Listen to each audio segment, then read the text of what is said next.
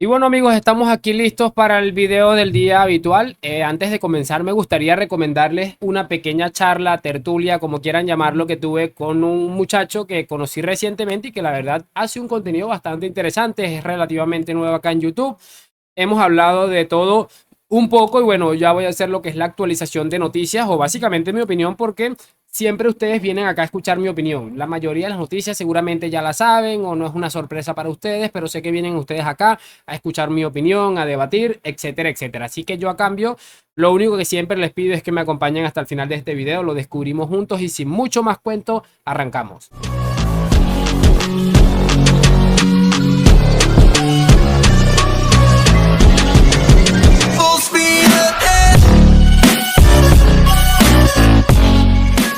Muy buenas a todos chicos, bienvenidos nuevamente a este su pequeño espacio para madridistas y como ya ustedes lo saben, aquí traemos información relacionada con el Real Madrid, el 15 veces campeón de Europa, pero también con el mundo del fútbol en general.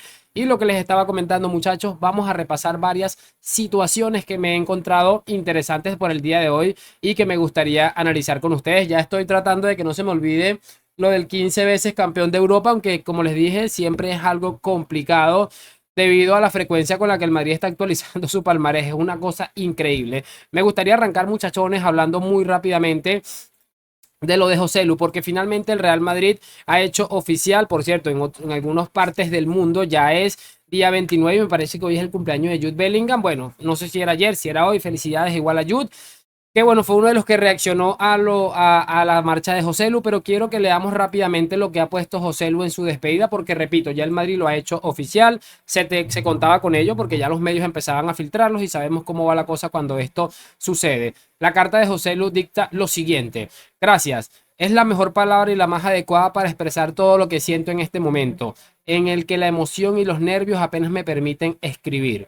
Gracias Real Madrid por todo lo que me has hecho sentir a lo largo de mi vida, fuera y dentro. Gracias por lo que me enseñaste siendo un chaval. Gracias por haberme dado tantos ejemplos de grandeza y de humildad al mismo tiempo. Gracias por haber mantenido vivo mi sueño y por haber hecho realidad. Gracias, Presi. Eres muy grande. Gracias, José Ángel, por tanto. Gracias a todos y a cada uno de los empleados del club más grande y ejemplar. Gracias, entrenador, por tu forma de entender este juego. Gracias, equipo, por ser mi familia.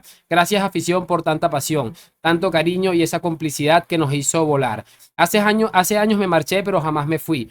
Y hoy también me marcho, pero en realidad me quedo. Gracias, firma José Lu. Bueno, una carta muy emotiva por parte de José Lu Mato, mis queridos estimados.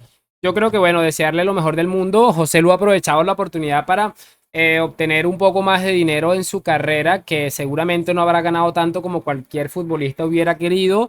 Y eso, lo que la temporada que ha hecho con el Real Madrid, creo que le ha servido para eso y muchísimo, muchísimo más.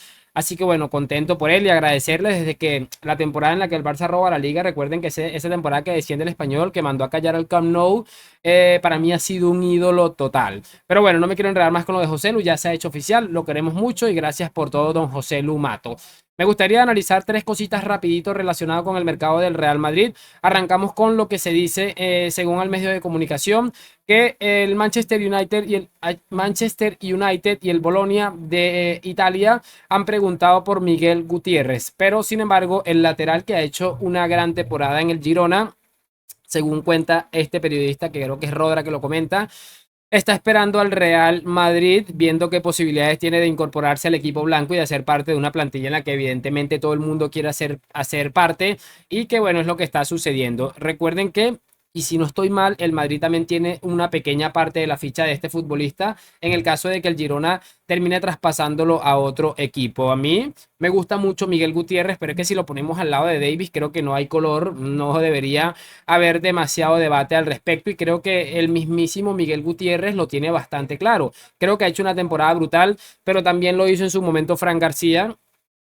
con el Rayo Vallecano. El Madrid ficha a Fran García. Yo creo que Fran García se va a mantener, pero yo básicamente si termina saliendo Mendy, si puedes traspasar a Fran García, traería a Miguel Gutiérrez como un suplente, un posible suplente a Alfonso Davis, porque creo que Miguel Gutiérrez es un crack, pero no sé si está capacitado para ser el titular de la banda izquierda del Real Madrid. No es lo mismo jugar en el Girona que jugar en el Real Madrid y lo hemos comentado otras tantas veces. Por supuesto, aquí lo iremos comentando según vaya avanzando la noticia. Otra de las cosas que me gustaría analizar con ustedes es que, bueno, sabemos todos que Toni Kroos ha decidido poner fin a su carrera como futbolista. Estamos ante sus últimos partidos, por eso estoy tratando de ver la mayor cantidad de partidos de Alemania, porque obviamente no vamos a poder ver más al 8 mágico. Y bueno, una de las cosas llamativas de todo esto es que desde que empezó la Copa América, Fede Valverde ha sido el futbolista con mayor cantidad de pases largos completados con éxito, con un total de 17. El día de ayer creo que fueron un total de 11. Es evidente que el maestro Cross le terminó por enseñar algunas cositas a Fede Valverde, incluso le termina cediendo su número 8.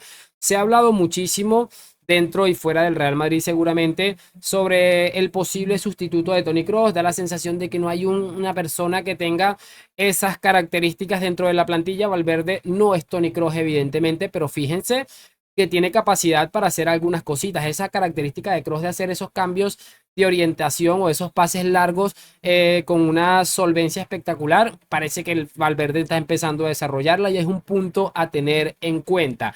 Repito, Fede Valverde evidentemente no es Toni Kroos y probablemente nunca vaya a serlo. No digo que no vaya a ser mejor que Toni Kroos en su momento, pero hay que tener en cuenta que Valverde tiene otras condiciones. Además, tampoco me disgustaría que Valverde, con todo lo que ya nos ofrece y todo lo que nos da, pueda asemejarse un poquito a lo de Kroos. De hecho, se habla en el Real Madrid que el sustituto al que más se le puede acercar teniendo en cuenta el margen que tiene y la capacidad que tiene para algunas cosas es Jude Bellingham. De todos modos, bueno, aquí por supuesto lo iremos analizando, pero me pareció sencillamente brutal lo de Fede. ¿Por qué? Porque es algo que le habíamos visto seguramente muy pocas veces. Además, entiendo que no es algo sencillo ni que se aprende de un día para otro, pero también los futbolistas nos han enseñado, sobre todo cuando están en el Real Madrid, que están para aprender y más cuando tienes al lado a futbolistas como Kroos o Luka Modric, que por eso la importancia de que estén ellos en el vestuario, al menos uno de ellos. Y bueno, lo iremos viendo por supuesto, pero